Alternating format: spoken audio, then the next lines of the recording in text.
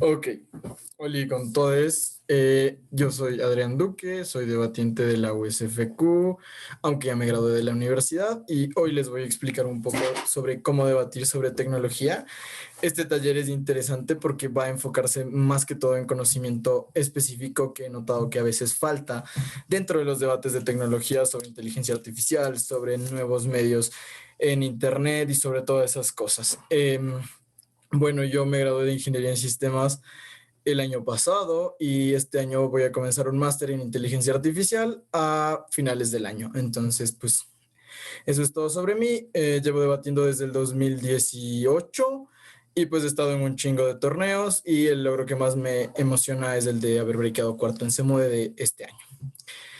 Bueno, el contenido del taller es el siguiente. Uno, la introducción al funcionamiento de Internet.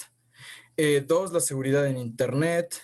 Tres, los algoritmos y la inteligencia artificial. Cuatro, el estado actual del mercado de las tecnologías. Cinco, las redes sociales. Y seis, al final, después de todo este contenido específico, cómo mecanizar y comparar en tecnología. Bueno, comencemos. Introducción al Internet. Esta imagen que ustedes ven acá es súper interesante porque son todas las conexiones submarinas que hay dentro del mundo para que el Internet funcione.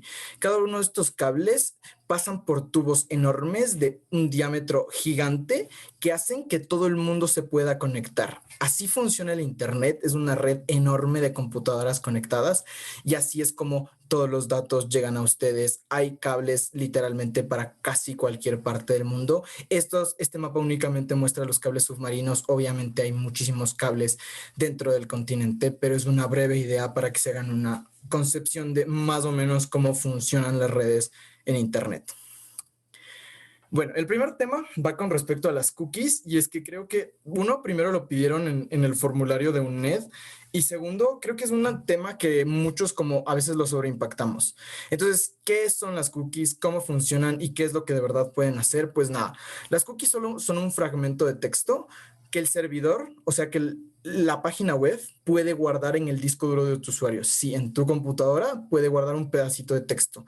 La idea de que se almacene ese pedacito de texto es nada más para rendimiento, para que la página web guarde cierta información del usuario, cierta información de un perfil, cierta información de unos amigos o cómo ubicar tus fotos más rápido. Así funcionan las cookies y la idea es que evita que haga llamadas a los servidores y así sea el rendimiento de la página web es mucho más rápido. ¿Dónde llega la controversia de las cookies? Y por eso siempre te piden como aceptar los términos de cookies cuando entras a sitios que las guardan. Es que uno, tienen que guardar cosas en tu computadora. Entonces tú tienes que consentir eso. Pero dos, que las cosas que guardan no te las dicen explícitamente. Entonces literalmente podrían estar guardando cualquier tipo de información en cookies. Hubo un problema hace unos años sobre una página web que almacenaba datos de otros usuarios en las cookies de otros usuarios para de esta manera generar una red de como ocultar contraseñas y distribuirlas de manera ilegal. Entonces, ojo ahí, es como lo medio tricky con respecto a las cookies, pero básicamente ese es su funcionamiento usual. El 99.9% de sitios web ocupan cookies y el hecho de que sean ocupadas maliciosamente, pues es algo muy, muy bajo, pero de nuevo, se puede hacer porque hay muchos ataques de hacking que responden al uso de cookies. Segundo, ¿cómo funcionan las redes y las transferencias de datos? Este es súper interesante porque creo que hay una misconception de cómo de verdad funciona el Internet, cómo es que estamos conectados a esta gran red. Y es así, la idea es que todas las computadoras y literalmente todo está conectado por cables en sí mismo. El Internet no es nada más que una red gigantesca de computadoras conectadas entre sí con cablecitos. ¿Cómo funciona en verdad? Es que hay computadoras centrales que se llaman servidores, que es lo que almacena las páginas web, que es lo que almacena los datos, los bancos de datos, la información de usuarios. Todo eso, hay servidores que son como centralizados y que usualmente son los que distribuyen la información. Entonces, por ejemplo, uno de los lugares con más servidores en el mundo es Miami. Otro foco de servidores está en Australia y otro foco está en Europa. Usualmente todas las conexiones desde cualquier lado del mundo tienen que viajar por estos cablecitos y estos servidores para transmitirse a otro. ¿Cómo funciona? Desde mi computadora, yo hago, por ejemplo, una búsqueda en Google. Mi solicitud se va por un cablecito, llega al servidor de Google que puede estar en California, dice, esta es la búsqueda y Google te devuelve la información por el mismo cablecito. Entonces, básicamente, para poder llegar de aquí a acá se genera una ruta. Y en Internet, ¿por qué es tan rápido? Es porque hay algoritmos que tratan de que esa ruta sea cada vez más rápido.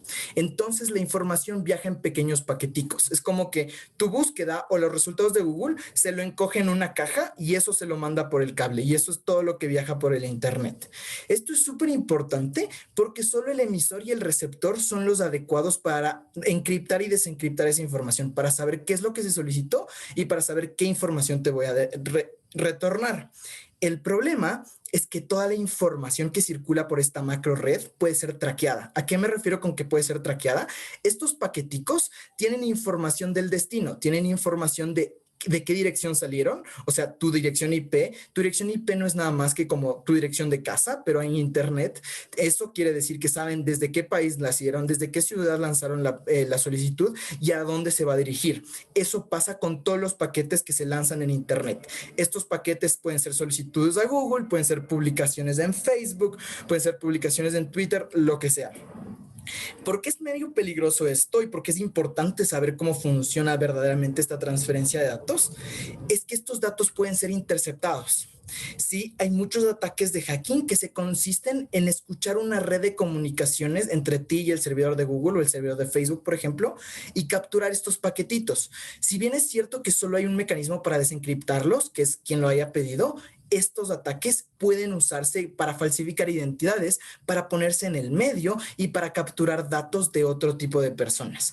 ¿Por qué es tan grave esto? Porque aquí es cuando entendemos por qué a veces es como pernicioso el hecho de incluir tanta información en Internet, de que nuestra información sea súper pública.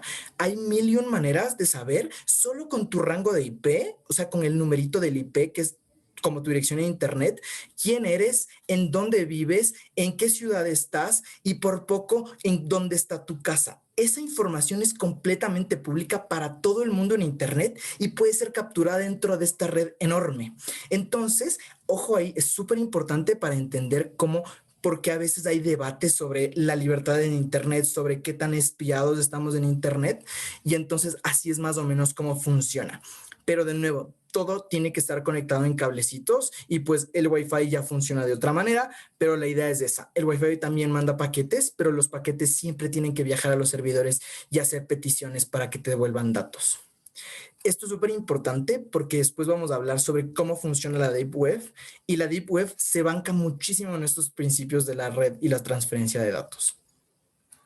Después, justo yendo con este mismo tema de la introducción al Internet, viene un tema que es súper importante y súper como, que es la libertad en Internet. Entonces, bueno, para este tema en particular, creo que hay dos aristas particulares. Uno, ¿qué tan libres somos? Y dos, el tema de la censura. Entonces, ¿qué tan libres somos verdaderamente en Internet? Es una cuestión súper importante y súper difícil de responder, porque en primera instancia hay mucho control de información en Internet. Si bien es cierto que Internet es ese lugar tan utópico en donde podemos ser libres, podemos encontrar muchas cosas y tal, el control de la información es enorme. El control de la información en Internet se responde a lógicas de los gobiernos pueden controlar los servidores de Internet para saber por dónde pasan los paquetitos y saber la información. La IP te da toda la información del usuario que está conectado al Internet. Además, también el control de la información responde a que se usan muchos mecanismos de análisis de información. Quiere decir que en casi todos los sitios web hay algoritmos que vamos a ver después que lo que hacen es recolectar pedacitos de tu información. Tú entras en Internet y comienzas a interactuar y comienzan a recolectar pedacitos y pedacitos de información. Esto es un control enorme que se da sobre la información del Internet. Además, también con respecto a las redes sociales. Entonces, si vamos a responder qué tan libres somos en cuanto a una información y en cuanto a qué tan controlados podemos estar, es una duda súper razonable, porque podríamos tener controles gubernamentales, controles estatales, controles de las grandes empresas o controles de cualquier índole en Internet. Segundo, con respecto al control del contenido, esto es un punto súper fuerte porque en teoría el Internet es ese lugar donde el contenido es abierto para todos, pero hay regímenes en donde cierto contenido está bloqueado. Por ejemplo, en China, Facebook, TikTok, si no me equivoco, Discord y un par más de aplicaciones están bloqueadas porque el gobierno chino tiene sus propios, y WhatsApp también está bloqueado porque el gobierno chino tiene sus propias redes sociales, tiene sus propias plataformas que ocupan para que el contenido sea solo el que ellos quieren distribuir. Asimismo, por ejemplo, el control de contenido también se da muy fuertemente en Estados Unidos. Uno de los ejemplos más claros era Mega Upload. Era un servicio en donde tú subías archivos y podías compartirlos con el resto. Estados Unidos lo que hizo fue bajar el servicio de Mega Upload, aduciendo de piratería y de estafa ilegal. ¿Qué hizo Mega Upload? Fundó una nueva empresa que se llamó Mega y se fue a Nueva Zelanda, donde el control de contenido era muchísimo más laxo. Las regulaciones judiciales con respecto a compartir contenido, compartir qué tipo de contenido se da y se redistribuye era muchísimo más laxo. Entonces el control de contenido también responde, uno, a la necesidad de los estados, porque los estados pueden regular. Como les recuerdo que estos son servidores, o sea, son literal servidores físicos, el estado puede tener acceso a los mismos y decidir con un firewall o con cierto programa qué programas y qué contenido entra a su país o no entra a su país, qué contenido es apto y qué contenido no es apto. Entonces el contenido de nuevo está sujeto muchísimo al control estatal y a lo que los estados quieran designar sobre este. Y segundo, al tema de las empresas y cómo es que las empresas pueden asimismo estratificar qué contenido quieren presentar a cada país. El ejemplo más claro es Al Jazeera. Al Jazeera, para su público occidental, presenta muchísimas noticias como muy occidentales, hace muchísimo cubrimiento a Estados Unidos, hace muchísimo cubrimiento a Latinoamérica, hace muchísimo cubrimiento a Europa, pero para su público occidental, si ustedes entran a Al Jazeera de la página de Egipto, de Medio Oriente, el contenido es abismalmente diferente y eso es algo interesantísimo porque el control también responde a los intereses de estos medios que interactúan en Internet. Tercer punto de análisis son respecto a qué tan libres somos en Internet y responde a los algoritmos de scrapping. ¿Qué es el scrapping? El scrapping es un proceso en el que un algoritmo o un programa comienza a escanear los sitios web en búsqueda de información particular. Entonces el programa solito entra a Facebook y comienza a indagar los perfiles y dice, Adrián Duque vive en Quito, es de Ecuador. Después entra otro perfil y así, y así, y así. Los algoritmos de scrapping son algoritmos que usan muchas empresas de analítica de datos para recolectar datos de manera ilícita.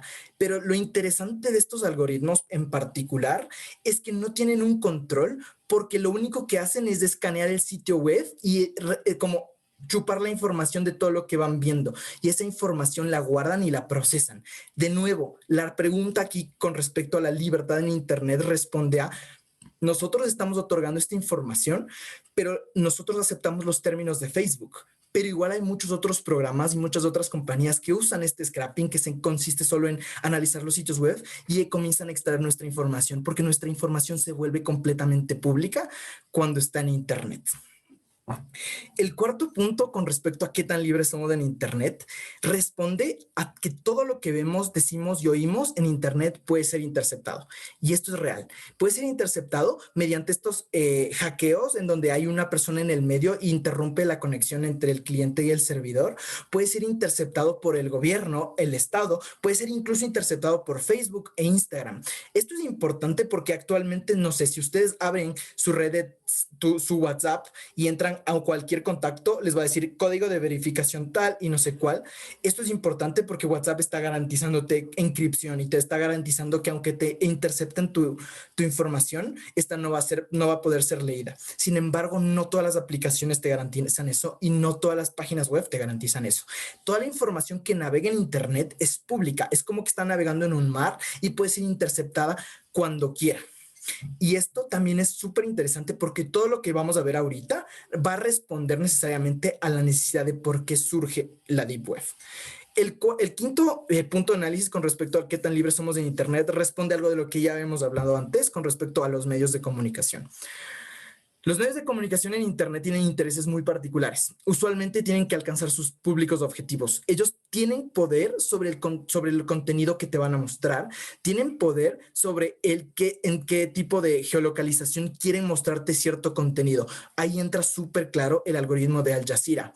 Pero adicionalmente, es importante justo la disputa que se está dando actualmente entre Facebook y el gobierno de Australia con respecto a los medios de comunicación. Porque el gobierno de Australia le dijo a Facebook y a Google que tienen que pagar por toda la información de medios de comunicación que se está difundiendo. Lo que pasó fue que Facebook tuvo tanto poder de agencia que incluso le dijo al gobierno de Australia, si ustedes me ponen una regulación para hacer esto, yo me voy del país, yo les bajo todas las páginas de noticias de Australia, y eso pasó. Entonces, de nuevo, la libertad está supeditada muchísimo a intereses particulares, en este caso de Facebook, porque Facebook literal dijo, si ustedes me ponen una regulación, les bajo las páginas. Eso hizo, bajó todas las páginas de noticias y de medios de comunicación en Australia e incluso bajó ciertas páginas del gobierno. Esa es la capacidad de poder que tiene. Eso es lo que deberíamos realmente analizar cuando hablamos sobre libertad, sobre estos agentes que tienen enorme poder dentro de los medios de comunicación sobre el Internet. El segundo punto con respecto a la libertad en Internet va con respecto a la censura. Es algo de lo que ya habíamos hablado antes, pero aquí el punto particular es importante con respecto a China. China es de los países más restrictivos en cuanto a Internet. Y no es solo restrictivo porque no quiere los contenidos como ellos occidentales o de Estados Unidos, sino porque China tiene una capacidad de infraestructura y tecnología muy grande. China pudo crear su propio WhatsApp, tiene su propio Facebook, tiene su propio YouTube y tiene sus propias aplicaciones importantes. ¿Por qué esto es importante? Porque China a partir de esas aplicaciones puede, uno, controlar a sus usuarios o a su población y dos, saber qué tipo de contenido difundir. Actualmente China está en una fase beta de pruebas para una tecnología de identificación y estratificación de sus propios pobladores. Quiere decir que les va a otorgar un puntaje en base a su comportamiento en la vida y en Internet. Esto es altamente grave y esto responde muchísimo a todos los mecanismos que tiene China para censurar y para controlar a su población. El segundo, con respecto a la libertad de Internet, es el tema de la capacidad de Facebook de bloquear contenido de países. Aparte del caso de Australia, Facebook domina y tiene un monopolio enorme sobre la mayor cantidad de información que tenemos actualmente. Nosotros ya ni siquiera buscamos información en un periódico, en BBC, en New York Times, en El Comercio, porque actualmente directamente vamos a Facebook y en Facebook googleamos, o sea, ponemos la información y la encontramos. Esto es súper grave porque Facebook sabe y puede de cierta manera, de cada país a país, bloquear cierto contenido. Esto es grave en la medida en la que Facebook puede responder a intereses particulares. Esto no solo va con respecto a Facebook, Facebook es quien más lo ha hecho, pero puede verse también en prácticas como en Instagram. Instagram tiene contenido muy sectorizado de acuerdo a donde tú estás. Si tú viajas estando en Ecuador y te vas, no sé, a Europa, Instagram te va a mostrar una plataforma completamente distinta de contenido. Y esto es súper grave porque tú quieres acceder al contenido de Ecuador en Instagram y probablemente no puedes hacerlo porque probablemente esté bloqueado. No sé si ustedes se han dado cuenta, pero cuando ustedes abren Instagram, suben una historia y ustedes tienen amigos que sean de la Unión Europea, lo primero que te va a salir es, hay nuevas regulaciones de la Unión Europea, hay cierto contenido censurado. Esto responde a que Instagram ya está siendo regulado por todas estas prácticas de censura que responden a sus propios intereses. Sí. Y tercero, el último punto que va con respecto a la censura es el tema de Twitter.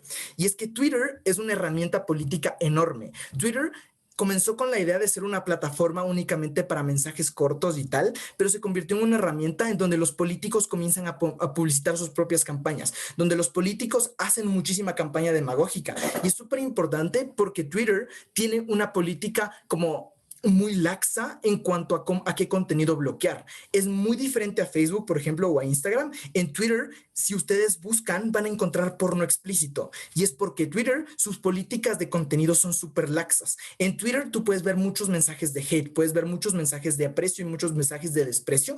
Por eso mismo, Twitter se convirtió en esa plataforma por todas las libertades, entre comillas, que otorga. Actualmente está, de hecho, en una pugna porque comenzaron a darse cuenta que es una herramienta muy, muy, muy grave. Por eso censuraron a Trump, por eso censuran a otros políticos de extrema derecha. Pero ahí es donde viene la duda de qué tan libres somos en Internet cuando tenemos una censura y cuando tenemos un agente que puede censurarnos sin la como necesidad de un gobierno. Twitter puede venir y bajar una cuenta solo porque le pareció inadecuado el contenido, igual que Facebook, igual que otras redes sociales. Entonces, de nuevo, en sobre quién recae el tema de la moralidad y la libertad libertad en Internet, eso es algo súper importante a discutir. Nosotros en mi universidad hace unos 3 semestres hicimos un análisis sobre las posturas políticas de los candidatos a alcaldes en Quito, usando Twitter, y lo que hicimos fue generar una base de datos de cerca de 1 terabyte de información, únicamente capturando los tweets de nuestros candidatos para entender cómo funcionaba su campaña política en Twitter. Es súper interesante porque después de que analizamos los datos, encontramos que la mayor parte de candidatos que usan Twitter como plataforma política únicamente usan como para difundir campañas súper simplistas. En Twitter nunca hablaban de sus políticas a fondo, en Twitter nunca hablaban de realmente qué era lo que iban a hacer, sino únicamente de nosotros vamos a generar el cambio, nosotros vamos a hacer tal cosa particular, pero sin profundizar. Y ese mecanismo de campaña política es re grave porque Twitter actualmente en la narrativa es como el mejor espacio para generar discusión política, pero en contraparte los candidatos lo interpretan como una herramienta más únicamente para atraer a la gente de manera demagógica. Entonces, súper importante cómo es que esta libertad de Internet está supeditada a muchísimos actores, como son el Estado, como son las empresas y como son los medios de comunicación y las redes sociales. Eso como para cerrar con respecto al tema del Internet. El Internet es súper amplio, pero si ustedes se dan cuenta de todo lo que les acabé de hablar, van a comenzar a entender por qué surge una necesidad de anonimato en Internet, por qué surge la necesidad de tener una VPN o por qué surge la necesidad de que en serio nadie me espíe, y ahí entendemos la Deep Web, que es lo que vamos a ver después de esto. Justo, seguridad en Internet. Comencemos con la desmitificación de la Deep Web. ¿Por qué creo que está súper mitificada? Y es que el problema es que he visto en muchos debates y mucha gente que habla de la Deep Web con un concepto muy erróneo, con un concepto de que es algo súper prohibido, de que es algo súper tabú, súper como que nadie puede usar y solo diseñado para delincuentes. Ok, primera caracterización importante, la Deep Web es un término que abarca a todo lo que no es considerado de acceso público. ¿A qué voy con esto? Una intranet, o sea, una red privada de un banco, una red privada de tu universidad o lo que sea, eso también es Deep Web porque no es considerado de acceso público y de dominio público. O sea, no todo el mundo solo googleando puede entrar, sino que hay filtros particulares. Ahora, dentro de la Deep Web hay un subdominio que se lo considera como una subcategoría, que es la Dark Web. Esto sí engloba muchas más cosas profundas, muchas más cosas ocultas, entre comillas, pero esta distinción es súper clara para entender que la Deep Web es todo aquello que no está de libre acceso al público, pero la Dark Web requiere más mecanismos. En ese orden de ideas funciona Tor. Tor es el servidor para generar la Deep Web o para, entre comillas, entrar. ¿Cómo nace Tor? Tor es un proyecto de software libre. Vamos a hablar al final del taller sobre qué es el software libre. Es un proyecto de software libre que nace con la idea de generar anonimato en Internet, que nadie me pueda rastrear y capturar mis conexiones y que nadie pueda saber qué es lo que yo hago en la red. Esto es súper importante porque el proyecto nace con esa idea, nace con la intención de que yo ya me harté de que los gobiernos me espíen, de que las grandes empresas capturen mi información, y así funciona. Tor, si se recuerdan con lo que les expliqué de que la red es como un montón de servidores conectados entre sí, lo que hace Tor es generar como servidores alternos. Lo que hace Tor es que cuando tú te conectas a Tor, te crea en tu propia casa un servidor, entre comillas, y lo que hace es mandar los paquetitos por caminos aleatorios. Antes, cuando tú mandabas una solicitud a Google, los paquetitos iban por el mismo camino porque es el camino más rápido. Tor lo que hace es generar patrones de caminos aleatorios y no en los paquetitos ya no pone información sobre de dónde viene ni a dónde va, sino pone información súper particular y encriptada que solo la red de Tor entiende. Entonces, por eso puede llegar a Google y volver, y así funciona. Entonces, los paquetitos van a ir por caminos súper aleatorios y nunca van a poder ser traqueados. Pero además, el hecho de que no se incluya información sobre de dónde viene ni a dónde va en los paquetes hace que sea súper intraqueable. Y otra cosa que responde este anonimato es que todos estos caminos se generan sobre una nueva red, que es la red de Tor. Entonces, eso hace que aunque te capturen el paquete, aunque el gobierno te intercepte o aunque hagan lo que sea, no pueda nadie descifrar de dónde viene tu información, a dónde va ni quién es el usuario que le envía. ¿Por qué esto es tan importante? Porque el proyecto nace con esa idea, nace con la idea del anonimato. Y Tor es eso, Tor es anonimato, Tor funciona en base a una conexión que ellos mismos la denominan Onion, y la Onion Rings, como ellos lo llaman, es básicamente encriptar las propias páginas web para que sean intraqueables. Si ustedes ven en esta imagen es de un sitio web que se llama The Hidden Wiki, que ya les voy a contar un poco más. El URL no es como google.com, por ejemplo, sino es zq no sé qué .onion. Lo que hacen ellos es encriptar los propios sitios web y les ponen una terminación onion para saber que pertenece a su propia red y para saber cómo acceder a ellos. Solo ellos dentro de su propia red saben cómo llegar a este lugar, y por eso es que no hay una tabla como decir Google está en esta dirección, Facebook está en esta dirección. Aquí no, aquí solo Tor lo sabe, y por eso no, es como 99% intraqueable. Sí que es cierto que el FBI y los agentes gubernamentales estadounidenses pueden llegar a traquearte si es que ya ven que tú estás comprando drogas o ven que estás haciendo cosas muy ilícitas, pero en su mayoría es casi imposible reconocer cómo funciona la interna. Entonces, como les decía, Tor es una red alterna que sirve para encriptar datos y hace que sea imposible traquear a la gente. Ahora, ustedes dirán, ¿cómo nace la Deep Web? La Deep Web nace de este entorno. Tor es el entorno tan anónimo, tan bonito, tan libre dentro de Internet, y la Deep Web nace de ahí. Nace de entender, un grupo de gente se dio cuenta que Tor era esa herramienta que necesitaban para comenzar a vender drogas, para comenzar a traficar personas, para comenzar a vender órganos, para comenzar a hacer cualquier actividad ilícita, porque es imposible traquearlos. Entonces, así funciona la Deep Web, y ustedes, como pueden ver en la imagen, esta es The Hidden Wiki, que es una página web como Wikipedia, pero donde tiene todos los enlaces a páginas web de Tor, de la Deep Web. Y aquí le tomé un pantallazo justo en la parte de drogas, porque es súper interesante. Ustedes entran a The Hidden Wiki, no les voy a enseñar cómo entrar a Tor, pero si entran en estos links, pueden comprar drogas. O sea, es re simple, es súper fácil como eso, pero usualmente en Latinoamérica pues no está tan extendido, pero en Europa con eso compran drogas muy facilito. Pero bueno, ese no es el punto. El punto es que la Deep Web no es tan mitificada como parece, no está tan inalcanzable solo para gente hacker y gente pro. Cualquiera puede acceder a través de Tor, pero el objetivo primordial no era ese, no era generar un mercado ilegal, sino era poder brindar anonimato y poder resolver todos los problemas que ya les habíamos hablado antes, y así funciona. Así funciona Tor, así funciona la Deep Web. Creo que esta es como una mirada muy superficial. Igual si tienen como más preguntas a profundidad, me pueden escribir. Igual creo que voy a dejar en el taller como mi contacto, así que no se preocupen. ¿Cómo funcionan los algoritmos de recolección de información? Que de nuevo, esto es súper importante para entender por qué es tan grave la seguridad en Internet. Los algoritmos de recolección de información, de nuevo, van con respecto al scrapping, que ya les conté cómo era el tema del scrapping antes, ¿no? Que consiste en programas que se pasan analizando sitios web para encontrar patrones y capturar su información. En su mayoría, los algoritmos de recolección de información utilizan machine learning y inteligencia artificial para capturar información de búsquedas, navegación y tal, analizarla y generar patrones.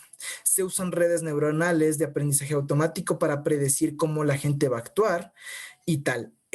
Sobre esto no hay mucho más de lo que ya les había contado antes, pero lo importante es el último punto. FANG lidera el desarrollo de estos algoritmos. ¿Qué es FANG? Es Facebook, Amazon, Netflix, Google. Son los 4 pilares más grandes en el desarrollo de estos algoritmos de inteligencia artificial y de recolección de información. ¿Por qué es tan grave? Porque ellos monopolizan la producción de estos algoritmos, porque ellos son los que lideran el mercado de investigación sobre los mismos, y sí que es cierto que nos traen muchos avances en términos de cómo vamos a recolectar la información, cómo vamos a interpretar esa información particular, pero ellos de cierta manera han monopolizado muchísimo el mercado. Google tiene una librería que se llama TensorFlow, que es la librería más usada en el mundo para hacer inteligencia artificial, y es la que se usa, de hecho, en el motor de búsqueda de Google. Lo grave es que la librería es, entre comillas, tan buena que se adoptó como un canon único. Cualquier persona que use otra cosa que no sea eso es como mirada de manera despectiva. Ahí entendemos como el proceso de monopolización no solo va con las lógicas de Google queriendo controlar el mercado, sino Google también quiere controlar los patrones de desarrollo. Google desarrolló TensorFlow y ahora todo el mundo lo ocupa, y eso le conviene a Google porque puede dictar las maneras en las que la tecnología se va a desarrollar. El algoritmo de predicción de lo que tú vas a ver en Netflix nace de lo que había diseñado Google, pero fue perfeccionado por los laboratorios de investigación de Netflix. Y ese mismo algoritmo es usado casi en todas las plataformas. Si ustedes entran a Cuevana 3 o cualquier plataforma pirata, usualmente tienen acceso al algoritmo de Netflix porque estos algoritmos se los distribuye bajo licencias de software libre. En supuesto, ayuda a que el resto pueda como desarrollar más tecnología y tal, pero por debajo se sabe que es como esa idea de monopolizar la práctica de desarrollo de tecnologías. Súper importante porque estos algoritmos en su mayor parte responden a estas 4 principales empresas que son Facebook, Amazon, Netflix y Google. Va. Justo terminando el tema de los algoritmos, vamos a un tema un poquito más amplio, que es el tema de los algoritmos y la inteligencia artificial. Ok, primero, inteligencia artificial y su alcance. Creo que este temita es súper importante porque sí que he visto en muchos debates como dicen que la inteligencia artificial nos va a gobernar, que básicamente vamos a vivir en Yo Robot y tal. Y a veces está muy sobreimpactado, pero va por el hecho de que no se entiende mucho cómo funciona la inteligencia artificial. Bueno, hay muchos patrones de inteligencia artificial, hay muchas maneras de hacerlo, pero estas que les voy a mostrar aquí son como las más básicas y las que se usan casi todo lado. En primer lugar, las redes neuronales. Las redes neuronales de inteligencia artificial son muy llamativas porque lo que tratan de emular es el comportamiento neuronal de nuestro cerebro. Quiere decir que nosotros le damos un input de datos, se procesa a través de una red de neuronas y nos da un output. Entonces, ¿cómo funcionan las redes neuronales? Usualmente tienen un ingreso de datos, como, qué sé yo, un montón de imágenes de perritos y se procesan bajo muchas capas de nodos. Estos nodos tienen algoritmos, tienen cálculos matemáticos muy densos de por medio que pues es irrelevante saberlos. Y al final te van a dar un resultado. Las redes neuronales son muy usadas, por ejemplo, para predecir cosas. Si ustedes tienen una computadora con reconocimiento facial, eso está hecho con redes neuronales. Esa capacidad de que tu computadora aprenda el comportamiento de cómo es tu cara y pueda decirte si eres tú, es una red neuronal. Porque lo que hizo y lo que te piden casi todos los celulares cuando tienen reconocimiento facial es que te tomes una foto de frente, una foto de lado, una foto del otro lado y una foto de hacia arriba y otra foto hacia abajo. Lo que está haciendo la red neuronal ahí es aprendiendo. Entonces le está diciendo a sus pequeñas neuronitas como, mira, este es el patrón de cara que vamos a buscar. Si es que se nos acerca una muy parecida, le damos acceso al celular. Ojo que las redes neuronales no son en 100% efectivas. Por eso es que hay muchas maneras de evadir un reconocimiento facial o de evadir ciertas cosas. Eso, por ejemplo, en dispositivos móviles y en celulares, tablets. Cuando ya hablamos de inteligencia por ejemplo, de reconocimiento facial a gran escala de la CIA o de compañías enormes, pues ya es mucho más difícil evadir. Pero así funciona. Entonces, una de las aplicaciones más importantes de las redes neuronales es el clustering. El clustering es básicamente generar grupitos y generar patrones a partir de ciertos datos. Así funcionan los algoritmos de reconocimiento de patrones cuando tú vas a comprar algo en Amazon. Usan clustering. ¿Por qué? Tú digamos que digitas que quieres un iPad. Ellos ya saben con qué ciertas cosas se relaciona la palabra iPad y lo meten dentro de un clúster. Un clúster no es nada más que un grupo ordenado o un grupo como en su conjunto de cosas que que se parecen en sí mismas. Entonces, si tú buscas un iPad, lo más probable es que el algoritmo de Amazon te genere un clúster particular para un iPad y te comience a recomendar no solo iPad, sino un iPod, un iPhone, quizás un Kindle o cualquier otra cosa de ese estilo. Los clústeres a nivel de tecnología se ocupan muchísimo, principalmente para eso, para comportamiento predictivo, para si me das un input, yo sé en qué grupito ponerte. Esto es súper interesante y pues al final les voy a explicar un poco más sobre cómo es este alcance con respecto a un paper de mi tesis que hice. El tercer punto es el tema del machine learning y el que el machine learning también está como muy mitificado, ¿no? Que las máquinas van a comenzar a aprender muchísimo y tal. Hay muchas barreras. Las máquinas aún no pueden generar los procesos sinápticos que nosotros tenemos en el cerebro. Aún no. Lo que pueden hacer es capacidad de procesar toda la información 10,000 veces más rápido, eso sí. El aprendizaje automático consiste en reconocer patrones de cosas que no ha visto, que yo no he visto antes. Esto es súper importante porque es usado muchísimo. Por ejemplo, cuando ustedes usan Google Fotos, ustedes le toman una foto y lo que va a hacer ahí es generar aprendizaje automático a partir de la foto que ustedes le tomaron y comienza a reconocer qué es en efecto eso. Si es una, no sé, un esfero, si es una computadora y tal. El machine learning y básicamente todos los algoritmos de inteligencia artificial funcionan no porque repliquen necesariamente las conexiones sinápticas del cerebro, no porque puedan sentir emociones y no porque puedan, como por ejemplo, pensar en sí mismo, sino porque pueden ver el abanico de posibilidades. ¿A qué voy con esto? Una computadora puede procesar todas las posibilidades de un juego de 3 en rayo de ajedrez en 5 segundos, en 2 segundos, en 1 segundo. ¿Qué quiere decir esto? Que ya predijo todos los movimientos. Entonces, si tú juegas contra una computadora invencible en inteligencia artificial ajedrez, es muy probable que pierdas, no porque la computadora piense, sino porque ya analizó todo el espectro de posibilidades y sabe que si tú mueves hacia la derecha, la computadora tiene que mover hacia la izquierda. Sabe que si tú mueves hacia la izquierda, la siguiente tiene que mover a la derecha y así te puede ganar. Entonces, esos son los mecanismos en los que se finge el pensamiento a partir de agigantar la capacidad de procesamiento. Entonces, la tecnología y la inteligencia artificial en su mayor parte funciona así. Evalúa todas las posibilidades que puede en el rango más cortito de tiempo para generar esa dinámica de está pensando, entre comillas. ¿Va? ¿Y cuál es el verdadero alcance de la inteligencia artificial como para no sobreimpactar en los debates? Básicamente, como para que se hagan una idea, actualmente ya hay un mercado muy desarrollado de inteligencia artificial. Ya tenemos autos que se manejan solos, los self-driven cars. ¿Cómo funcionan? Funcionan a partir de algoritmos de aprendizaje automático que mediante tú vas caminando en la ruta, puedes ir aprendiendo qué tipo de cosas están bien y puedes ir replicando los patrones de otros carros. Pero además funcionan a partir de redes neuronales porque ya les inculcaron todo el conocimiento sobre, no sé, leyes de tránsito, sobre cómo funciona una calle, sobre cómo virar y tal. Entonces, actualmente solo tienen que recibir el input, que sería, por ejemplo, la grabación de la cámara de dónde está la calle y predecir en la red neuronal cuál va a ser su siguiente movimiento. Eso es algo que podemos hacer con algoritmos de inteligencia artificial y que responde al hecho de que pueden aprender a partir de ver muchísimos patrones. Otra cosa que se puede hacer actualmente es el tema de generar predicciones volcánicas y eso es algo en lo que se trabaja muchísimo. Por ejemplo, mi tesis de grado consistió en un paper para realizar predicciones volcánicas a partir de algoritmos de inteligencia artificial de clústeres. Entonces, nosotros nos encargábamos de detectar las ondas sísmicas y de encajarlas en un clúster particular. Esto es bueno porque analizamos muchísimos algoritmos y nos dimos cuenta de patrones que existían en cada una de las ondas sísmicas. Eso es algo que ya podemos hacer. Lo que no podemos hacer todavía con la inteligencia artificial es decir que mañana va a haber mañana va a haber un temblor o que mañana va a haber una erupción volcánica. Pero lo que sí podemos decir es saber qué tipo de frecuencias o qué tipo de movimientos sísmicos van a quizás proyectarse. Eso es algo que ya se puede hacer y que ya se hizo y pues yo lo exploré en un paper que publicamos. Tercero, computación cuántica con respecto a la inteligencia artificial y este es el nuevo salto. Entonces, cuando vayamos a hablar sobre cuál es el futuro verdadero de la inteligencia artificial, es la computación cuántica. ¿A qué nos referimos con la computación cuántica? Y es que esto va un poco más de la mano de la física, ¿sí? Mientras más chiquito es un objeto, su dualidad partícula-materia es más difusa. Quiere decir esto que mientras más chiquito es un objeto, se puede generar esta ilusión de que está en dos sitios a la vez. O esta ilusión, por ejemplo, del teorema de Schrödinger del gato que o está vivo o está muerto.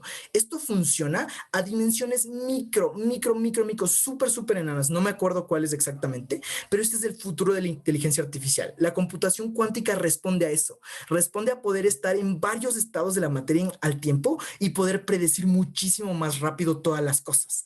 Eso es el futuro de la inteligencia artificial, lo que nos va a dar, uno, una capacidad de procesamiento muchísimo más grande y dos, quizás la capacidad de replicar más la red neuronal que tenemos. ¿Por qué? Note que actualmente las redes neuronales que se ocupan en inteligencia artificial pueden tener como 1000 neuronas, 2000 neuronas cuando mucho, porque si no se vuelven muy largas y muy difíciles de procesar. Mientras más chiquito podamos hacer nuestra computación, probablemente podamos generar redes neuronales de millones de neuronas y así quizá replicar el comportamiento del cerebro. Esto está aún en especulación, esto está aún en investigación, pero hay una posibilidad de que en un futuro lejano o en un futuro no muy lejano, perdón, podamos llegar a alcanzar como cierto grado de pensamiento dentro de la máquina a partir de la computación cuántica, que también es un tema muchísimo más extenso, que de nuevo si tienen más preguntas, pues me las hacen y estaría cool.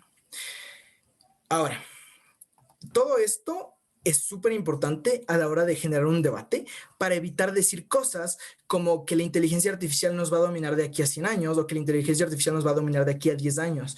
Más que todo por el hecho de que aún seguimos en proceso de entender cómo necesariamente hacer que una máquina piense. Ahora lo único que podemos hacer es replicar los procesos de cálculo de una manera súper, súper rápida. Entonces, así como centramos muchísimo más cuáles son sus verdaderos alcances.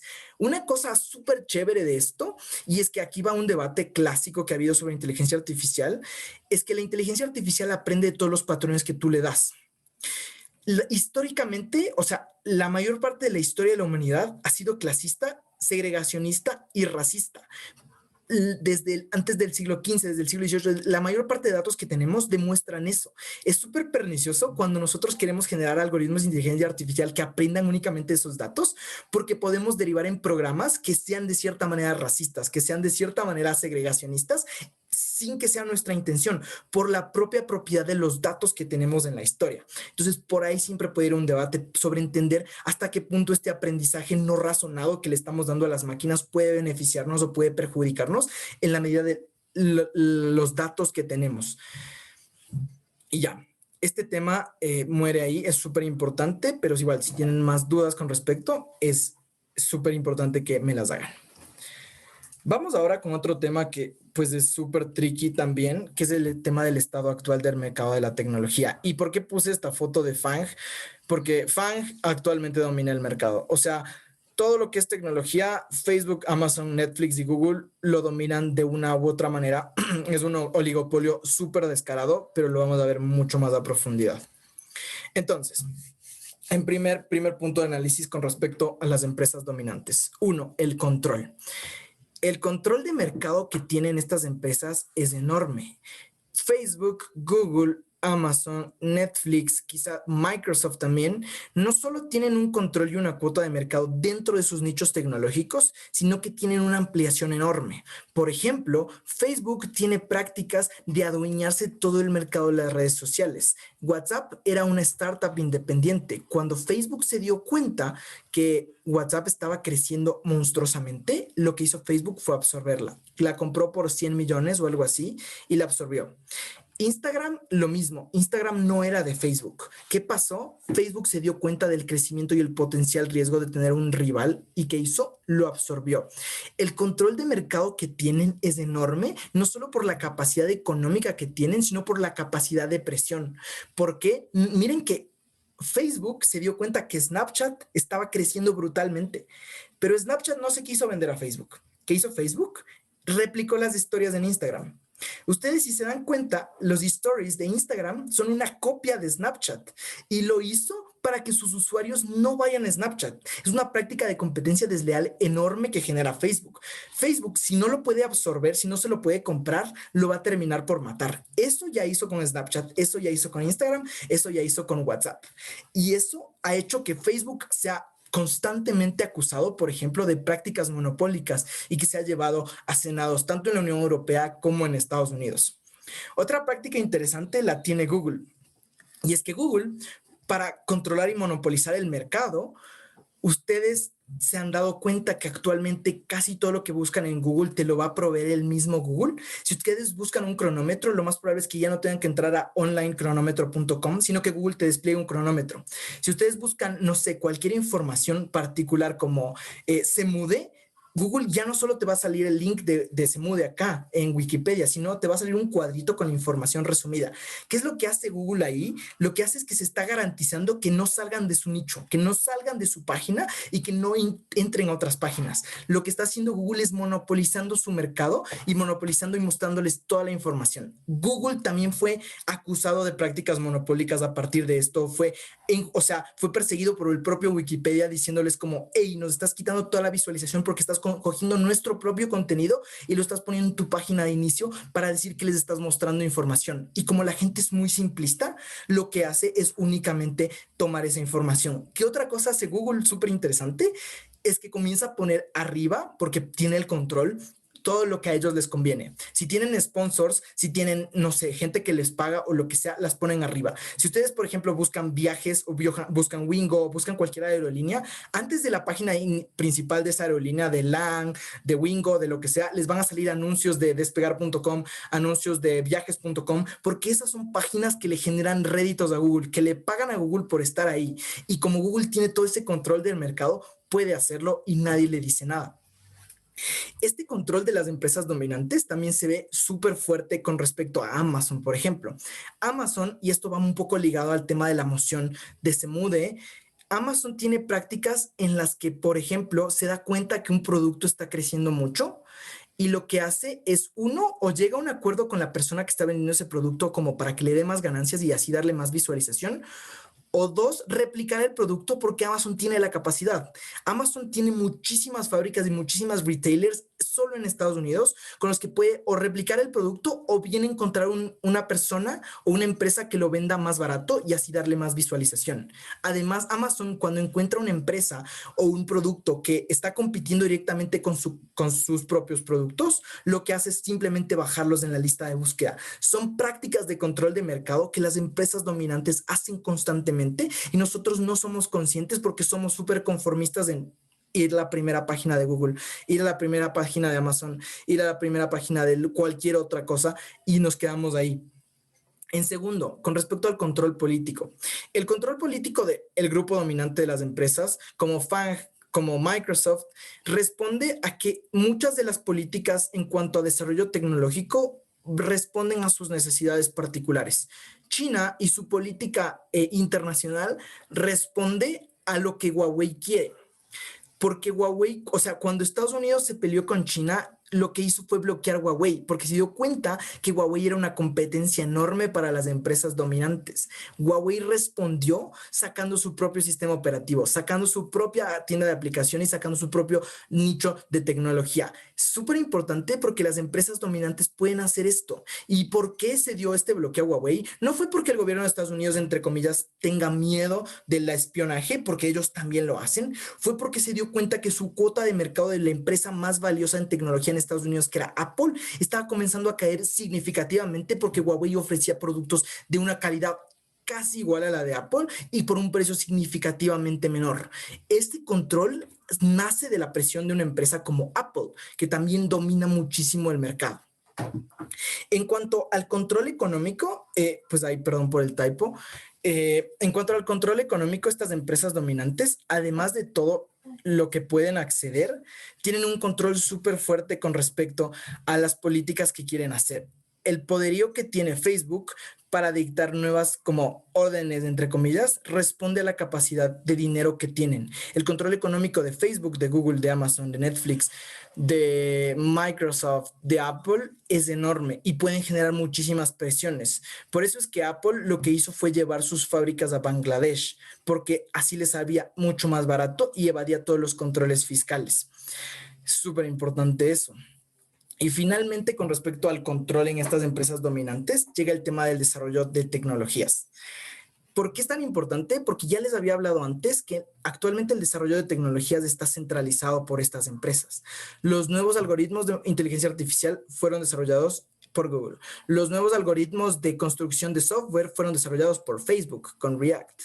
Los nuevos algoritmos y las nuevas como librerías de programación en general o prácticas de desarrollo de tecnologías usualmente son lideradas por estas compañías. Y aquí viene un trade-off súper importante que es muy debatible, es si estas compañías de verdad están como generando procesos de desarrollo tecnológico para todos o simplemente están centrando el mercado en cómo quieren y cómo ven ellos que la tecnología deba desarrollarse. Actualmente el debate es súper amplio porque, entre comillas, son súper benévolos y dan todo su código como en librerías abiertas y todo el mundo puede acceder y todo el mundo puede desarrollar cosas y tal, pero están generando un marco particular de así se desarrolla la tecnología, acóplate a mis prácticas o vete a otro lugar, que no sabemos dónde es otro lugar, porque incluso los gobiernos se han acostumbrado, el gobierno de Estados Unidos, en vez de financiación directa a sus propios laboratorios de investigación, genera financiación a los laboratorios de investigación de Google porque dicen, ellos saben cómo desarrollar la tecnología. Ahí es cuando es súper complicado el tema de que estas empresas dominantes tengan tanto control, no solo sobre el mercado, sino sobre el desarrollo de la tecnología en sí misma. Bueno, y después estas empresas dominantes también tienen bastante poder. con respecto a la injerencia en las narrativas, con respecto a si son un oligopolio o no, y con respecto a la concentración de las capacidades. Google y estas compañías en general tienen una concentración de capacidades brutales. Tú podrías hacer básicamente todo tu día a día únicamente usando aplicaciones de Google. Por eso Google comenzó a desarrollar documentos de Google. Por eso Google tiene Meets. Por eso Google tiene su propio correo. Por eso Google tiene su propio buscador, su propia aplicación del clima y tal. La idea de que cada vez concentran más aplicaciones hace que el usuario se vuelva únicamente dependiente de una compañía en particular o de una empresa dominante. Han acusado muchas veces a Google de práctica monopólica por eso. Facebook hace exactamente lo mismo. Facebook tiene su Facebook Market, tiene Facebook Dating para competir con Tinder, tiene Facebook Stories para competir con Snapchat, tiene Messenger para centralizar la mensajería instantánea. Eso lo que hace es que cada vez captan más versiones del mercado y los disfrazan bajo un mismo producto.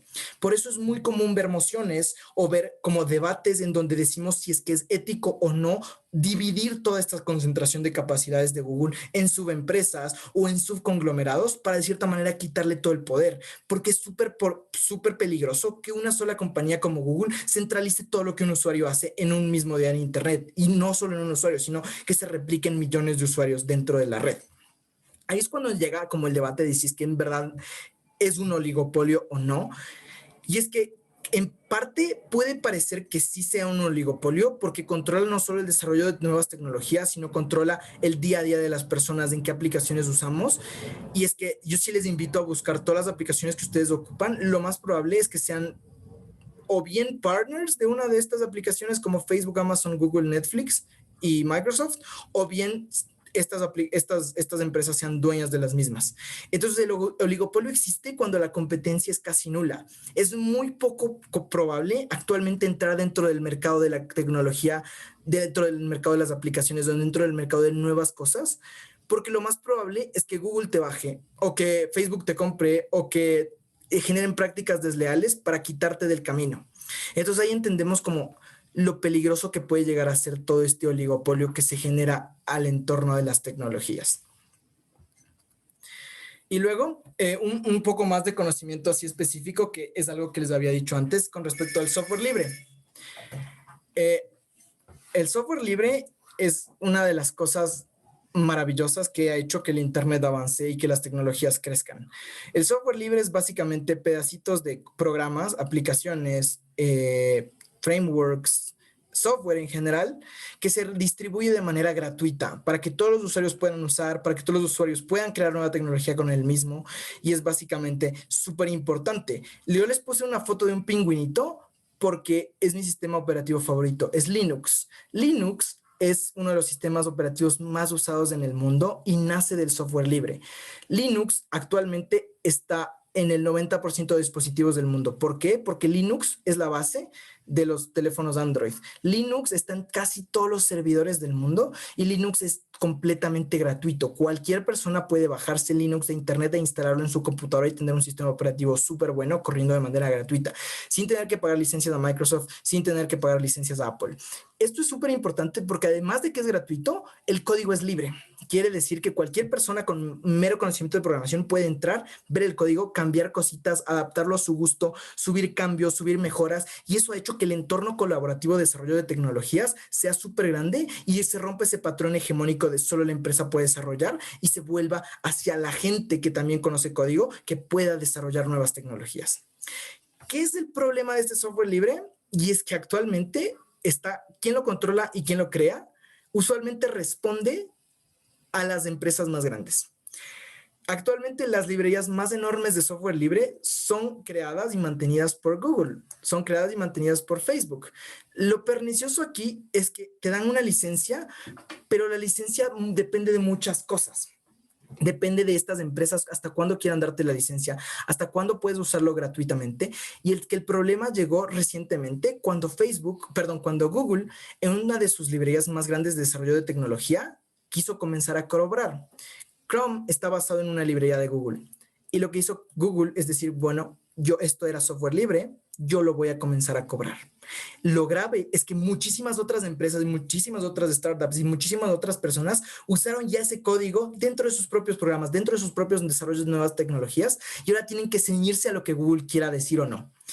Entonces, este tema está un poco en el aire porque no hay una fiscalización alguna y básicamente quien lo crea puede decidir en el momento que quiera quitar la licencia y decir, esto nomás es gratis, esto ya no es libre, ahora todos me tienen que pagar. Todos los que usen esto me tienen que pagar a mí.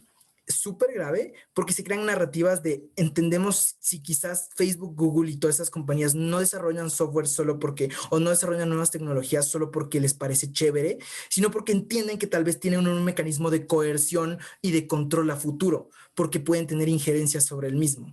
Aquí es cuando entendemos como quizás debería haber una fiscalización, una regulación del Estado con respecto a este tipo de tecnología para saber en qué momento puede ser distribuida libre o en qué momento puede ser abierta para todos.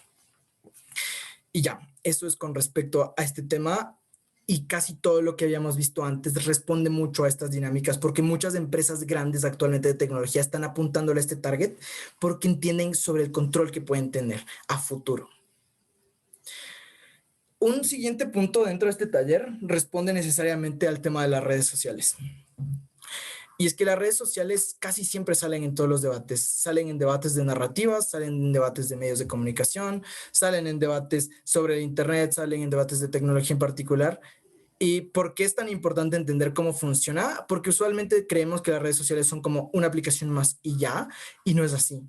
Las redes sociales por detrás tienen patrones súper complejos que hacen que funcionen de la manera en la que funciona. Por eso, cuando tú viajas y tú viajas, no sé, de Ecuador a Perú, a Colombia, Argentina, a donde sea, Facebook te comienza a mostrar ciertas cosas diferentes. Facebook en Facebook Dating te va a comenzar a mostrar ciertas cosas particulares que no veías en tu página de inicio. El funcionamiento de las redes sociales es muy geolocalizado. Depende mucho del usuario, depende mucho de dónde se está ubicando.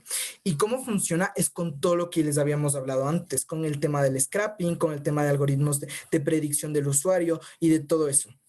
Y usualmente las redes sociales están diseñadas para responder a los patrones del usuario. Por eso, por ejemplo, si ustedes usan Tinder y tienen un patrón particular de gente que le dan match, lo más probable es que Tinder les comience a mostrar gente muy parecida, tanto en gustos como en apariencia física. Igual en Facebook, si tienen un patrón, este es muy fácil. Cuando ustedes comienzan a hacerse conocidos en debate, les comienzan a llegar solicitudes de gente de debate. Al principio tienen 5 amigos de debate. Después de 15 días, mucha gente de debate comienza a mandarle solicitudes. ¿Por qué? Porque Facebook se dio cuenta que existía un patrón de comunicación entre estas personas particulares y decidió que probablemente se conozcan o probablemente quieran conocerse. Por eso no es de extrañar que cuando comienzas a conocer gente de debate, exponencialmente comienzas a conocer más y comienzan a mandarte más solicitudes. Y no necesariamente responde a que hayas llegado a finales o que te hayas hecho conocido en el circuito, sino que Facebook comienza a darse cuenta de estos patrones porque son patrones que se replicaron en otros grupos sociales. Son patrones que se replicaron cuando más gente de debate, por ejemplo, comenzó a entrar en la red social. Eso, y segundo, todo esto va muy ligado al tema de la recolección de datos. Las redes sociales son, entre comillas, gratuitas porque lucran a partir de algo particular. Uno, la recolección de datos y dos, el tema de los sponsors. La recolección de datos es enorme. Facebook recolecta todo lo que ustedes publican, todo lo que ustedes tienen y todo lo que ustedes probablemente publiquen en el futuro. Igual Instagram, igual TikTok, igual cualquier red social. Por eso, si ustedes van a Facebook a las configuraciones, es muy probable que encuentren un link en donde pueden descargar toda su historia y van a encontrar publicaciones del 2011 cuando publicaban cualquier cosa en Facebook. Esto es súper importante porque esta recolección de datos ha sido ocupada como arma de campaña política, fue ocupada por Cambridge Analytica para predecir patrones de voto, fue ocupada para decir a qué target específico de personas tenemos que mostrar cierta publicidad para que ésta se vuelva más creíble. Cuando hubo el escándalo de Trump en la primera elección, Cambridge Analytica usó casi toda la base de datos de Facebook para decidir qué tipo de persona promedio era la idónea votante de Trump. Entonces, a partir de sus gustos, a partir de lo que publicaron en Facebook y a partir de sus amigos, sabían qué tipo de publicidad mostraba esta persona para que Trump les parezca un candidato más apropiado. Esta recolección de datos es súper peligrosa porque no solo puede usarse como un armamento político para ver qué candidato quiero votar, sino puede ser usado para predecir patrones de conducta, para predecir y usar como mecanismos de control del gobierno. El gobierno podría interceptar este tipo de cosas. Y actualmente Facebook está muy acusada porque está siendo acusada de vender estos datos. Entonces, de nuevo, está enfrentando otro juicio porque fue acusada de vender datos a Cambridge Analytica, de vender datos a muchos analíticas de datos. Y entonces aquí es cuando entendemos cómo verdaderamente lucran estas redes sociales. No es porque sean aplicaciones gratuitas que todo les salga bonito, sino porque los datos que nosotros compartimos en las mismas son enteramente valiosos para predecir control político, para generar control de masas o incluso para generar control estatal. Segundo, el tema del impacto en la cultura popular. Las redes sociales tienen tremendo impacto en la cultura popular a nivel de que actualmente los millennials y los centennials y el 90% de gente con conexión a internet tiene al menos una red social, porque si no se sienten muy outsider. Esto implica que se generan narrativas alrededor de las redes sociales, narrativas asociadas a cómo el ego, por ejemplo, tiene que alimentarme a mí mismo. Cómo es que si yo no publico una foto en Instagram, probablemente no me vuelva, no sé, popular. O cómo es que mi estabilidad emocional depende automáticamente de cuántos likes me dan en Facebook. Esto es súper grave porque el impacto en la cultura popular se lo puede ver masivamente. Nosotros ahora valoramos muchísimo más que en Instagram me den like a una publicación versus a que en serio un amigo mío me llame. Esto también incluso se replica en los entornos de debate, cuando nosotros preferimos, en vez de generar comunicaciones directas por WhatsApp o tal, comenzar a publicar cosas en grupos de Instagram, comenzar a generar publicaciones de Instagram, porque entendemos que nuestro target objetivo está ahí, que la cultura popular entiende que las redes sociales son parte de su vida diaria. Y ahí es donde se generan estas narrativas tan graves. Ahí es donde nosotros estamos súper expuestos ante esta recolección de datos y nosotros estamos muy dispuestos a aceptar cualquier cosa. Yo creo que nadie, ni siquiera yo, ni nadie de este mundo ha leído todos los códigos de conducta y las políticas de privacidad de Facebook e Instagram, donde explícitamente te dicen nosotros lucramos con tus datos, nosotros usamos tu información como queramos, y aún así entramos, porque dentro del imaginario colectivo las redes sociales ocupan un plano macro de nuestra vida actualmente y no nos imaginamos una red social una vida sin redes sociales. Entonces, una vez que entendemos eso, entonces ahí llega todo el dilema de hasta qué punto estas redes sociales son única y exclusivamente entretenimiento o de verdad pueden ser ocupadas como armas políticas, pueden ser ocupadas como mecanismos de control o pueden ser ocupadas de cualquier otra manera que o los estados quieran o las propias compañías quieran. Es súper interesante porque actualmente las nuevas redes sociales y las más grandes tienen tendencia a aliarse con gobiernos y tienen tendencia a establecer lazos con gobiernos. Lo que hizo Google y Facebook para evadir la legislación australiana fue aliarse con las empresas más ricas de medios de Australia para generar una presión enorme al gobierno y evitar que pase la ley. Eso es algo plausible y eso es algo que las redes sociales pueden hacer, no solo por su capacidad económica enorme, sino por el tema de que tienen una arma más poderosa que el resto, que es el tema de los datos, porque saben cómo atacar a cierto target particular de personas. Bueno, y ya vamos llegando como al final. Sé que es un taller pesado en cuanto a contenido y tiene como mucho contenido específico que espero que puedan sacar en debates y que puedan sacar cuando haya debates de internet, de tecnología, de nuevas redes sociales, del impacto en las narrativas y el imaginario colectivo. Y esta última sección es básicamente sobre mecanización y comparación en tecnología con respecto a los temas que habíamos visto. Entonces, en primer lugar, con respecto al avance de la inteligencia artificial. Muchos debates hablan sobre qué tan moral puede llegar a ser o no el avance de la inteligencia artificial, que ésta se vaya perfilando hacia un comportamiento más humano y que ésta, por ejemplo, replique ciertos patrones de pensamiento. En primera, creo que aquí entra muy bien esta caracterización de cómo funciona verdaderamente la inteligencia artificial y cómo es que no estamos actualmente tan al alcance de replicar procesos de pensamiento, pero sí estamos al alcance de replicar procesos que ya han pasado en la historia, como aprender de todo el contenido de la historia, aprender de los comportamientos de las personas o aprender incluso de sus rasgos faciales.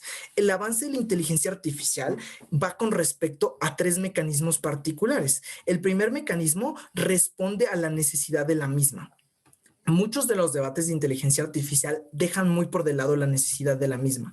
La necesidad de la inteligencia artificial va muy ligada a, por ejemplo, poder tener procesos más legítimos en cuanto a temas electorales, porque si ahora tenemos sistemas de conteo de votos automáticos o sistemas de predicción súper exactos, se generan mejores procesos electorales y evitamos contar, por ejemplo, a mano dentro de procesos tan graves como pasó en Ecuador, como pasa en Perú, como pasa en México, por ejemplo.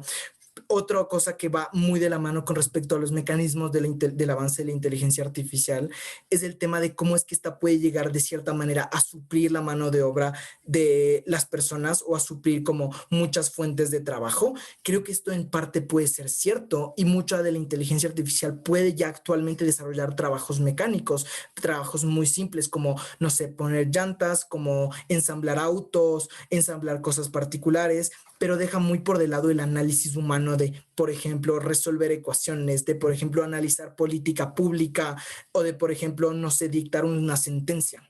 Ahí es cuando entendemos que si es que queremos usar estas tecnologías para comportamientos más humanos que no necesariamente son mecánicos, es un poco conflictivo, porque si nosotros queremos dictar una sentencia a partir de todos los precedentes de la misma, podemos caer en el tema de que todos los precedentes de la misma sentencia son racistas o son segregacionistas porque así era la historia hace 50 años o porque no consideraban a la mujer hace 50 años. Eso es súper importante. Segundo, en el tema del raciocinio de la inteligencia artificial es que no necesariamente resuelven nuevos problemas y no están programadas para resolver nuevos problemas porque dependen únicamente de procesos que ya aprendieron y procesos existentes. Entonces, súper importante cuando mecanicemos una inteligencia artificial hablar de que necesariamente dependen de procesos ya existentes para poder generar nuevos resultados o para poder aprender de la misma y generar como nuevas cosas particulares.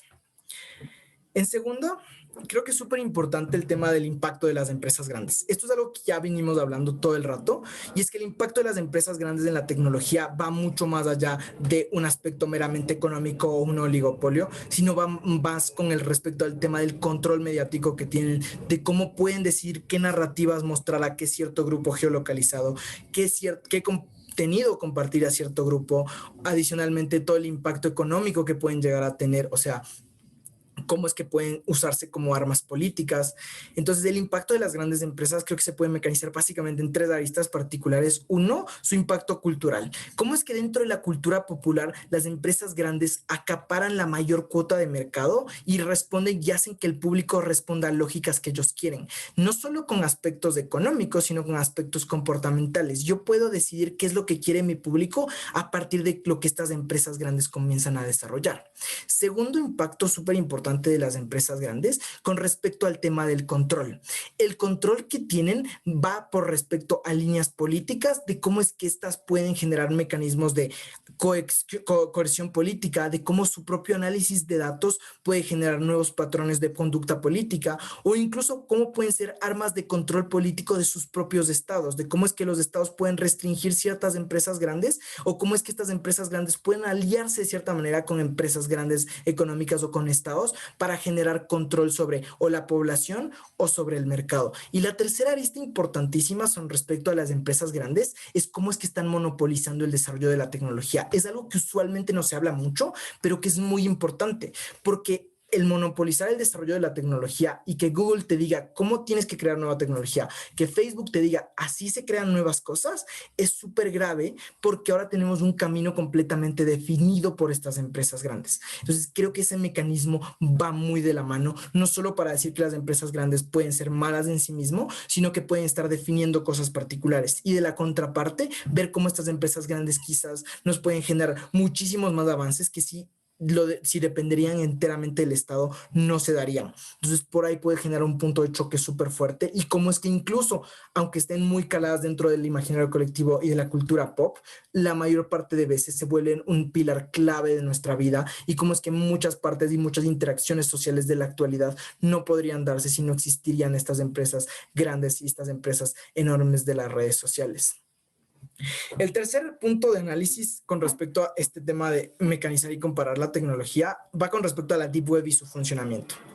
Porque creo que ya vimos cómo básicamente funciona la Deep Web, cómo es que surge como un entorno que buscaba el anonimato en red, que buscaba no ser controlado por empresas, no ser controlado por el Estado, pero cómo es que deriva necesariamente en cosas ilegales. Aquí es cuando quizás la discusión va mucho más a principios de en qué mundo se justifica, por ejemplo, que existe este anonimato anonimato versus un trade-off de cómo es que se están violando muchísimos principios de moralidad a partir de, por ejemplo, generar ventas ilegales de droga o generar ventas ilegales de tráfico de personas. Creo que es súper importante cuando comparamos esto hacer una ponderación de principios. ¿Qué principio podría preponderarse mucho más dependiendo del escenario en particular?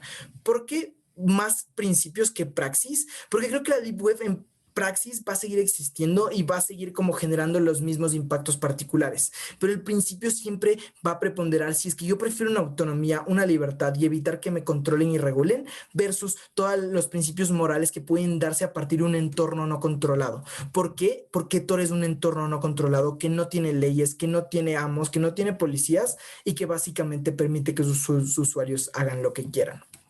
Ahí es donde creo que entra el punto de choque más fuerte en ese punto particular. Con respecto al tema de la libertad en red, es todo lo que ya habíamos hablado. Con respecto a qué tan libres somos cuando respondemos a dinámicas de control de redes sociales, de control de medios, de control de propio Estado y cómo el Estado puede coartar nuestra libertad en red. Creo que es súper importante que cuando mecanicemos sobre la libertad en Internet o la libertad en una red, hay que analizar sí o sí tres escenarios. Uno, los intereses que puede tener el Estado con respecto a la libertad en sí misma de la red y sobre todo el control que puede llegar a tener un Estado, porque el Estado puede decidir qué cosas entran a su territorio y qué cosas no. El territorio de Internet actualmente dentro de un Estado ya viene a ser parte del mismo Estado, no porque esté escrito en algún sitio, sino porque el Estado puede tener acceso a los servidores y decir como esto no entra, esto sí entra. Súper importante. Segundo mecanismo que es súper importante analizar cuando hablemos de libertad en red, sí o sí, va a ser necesariamente cómo es que nuestros comportamientos son libres o no son libres y están supeditados a varias cosas, a cómo es que nos bombardean de publicidad, a cómo es que nuestros comportamientos son replicados a partir de lo que nosotros escogemos y nos están dando sugerencias de cómo actuar, de qué ver en YouTube, por ejemplo. Si ustedes ven videos en particular de YouTube, lo más probable es que YouTube les ofrezca videos muy parecidos y su libertad únicamente se centre en escoger esas sugerencias particulares. Entonces, mucho del análisis con respecto a la libertad en red sí depende mucho de la percepción personal con respecto a qué tan controlado me siento o qué tan a gusto me siento siendo controlado por esta red en particular y que me genera un falso idea de libertad, de que yo estoy escogiendo mis cosas y no me estoy dejando guiar por lo que la red me dice. El tercer análisis con respecto a la libertad en red necesariamente va a depender de las empresas más grandes, necesariamente va a depender de las redes sociales y de qué tan libre soy a nivel de que yo estoy proporcionando mis datos y básicamente todo el mundo puede conocer lo que yo hago, lo que yo publico con mi información y todo el mundo la puede tener al alcance. Entonces es un trade-off de yo estoy ganando ciertos servicios, pero a cambio estoy dotando mi información. ¿Esto me restringe o no me restringe mi libertad? ¿Qué es lo que yo más valoro en mi libertad? La capacidad de hacer ciertos servicios como generar un formulario en Google o la capacidad de que grandes empresas o de que toda la red sepa que yo tengo Google, de que yo me llamo Adrián y que yo vivo en Quito, por ejemplo. Entonces ahí está el trade-off, ahí es donde se puede comparar eso particularmente. Y finalmente creo que esta pregunta salió en el forum de UNED y era con respecto a las nuevas tecnologías, con respecto a tres puntos principales. Uno, moral; dos, funcional; y tres, la democratización de la misma.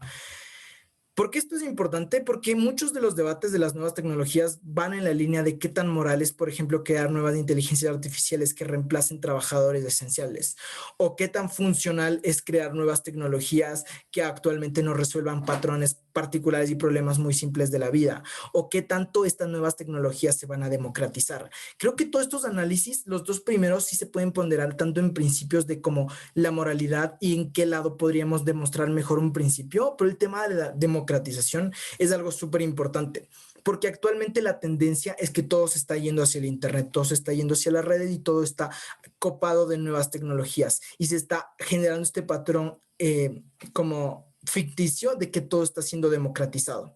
El problema fundamental es que las nuevas tecnologías pueden entrar dentro de este punto muerto de se democratizan y son de alcance para todos o se vuelven parte de un grupo selecto de la élite que desarrolla las tecnologías. Es súper importante porque Google, por ejemplo, antes de liberar toda esta tecnología de inteligencia artificial, la tuvo para su propia élite de conocimiento como por 5 años. Se aprovechó de ese desarrollo particular y cuando se dio cuenta que era suficientemente maduro para sí mismo, decidió liberar al resto y decidió volverla de libre acceso.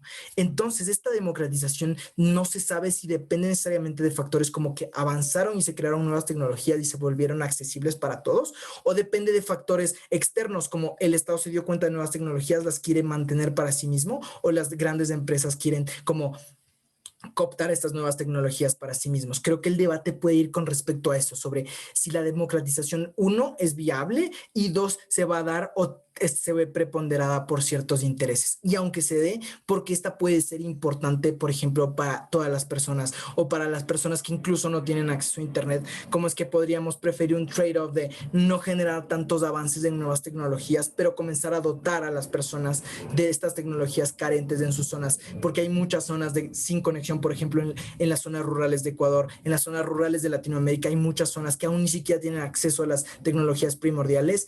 ¿Cuál sería como el punto más importante a tratar dentro del desarrollo de la tecnología? ¿Así generar un proceso democrático en donde todos tienen acceso a una tecnología mínima, o por el contrario comenzar a crecer exponencialmente y agigantar estas brechas de quién tiene acceso y quién no tiene acceso? Entonces, nada, eso sería como todos los puntos importantes que íbamos a tocar dentro de este taller. Es un taller súper largo, súper pesado y tiene conocimiento muy específico que espero que puedan usarlo como en muchos debates. Sé que actualmente están saliendo muchos debates de tecnología, de inteligencia artificial, de cómo es que las redes sociales son mecanismos políticos y de cómo se pueden generar nuevas tecnologías. Entonces, espero que les haya gustado, espero que les sirva y más que todo, si tienen cualquier duda en particular, me pueden escribir a mí por Facebook, por WhatsApp. Creo que ya mi WhatsApp es bastante de dominio público, así que cero grave por ahí también. Y nada, le agradezco a UNED por querer tomar parte de este taller y confiar en que iba a ser un taller chévere. Sin más, eso es todo. Espero que les haya gustado. Chao.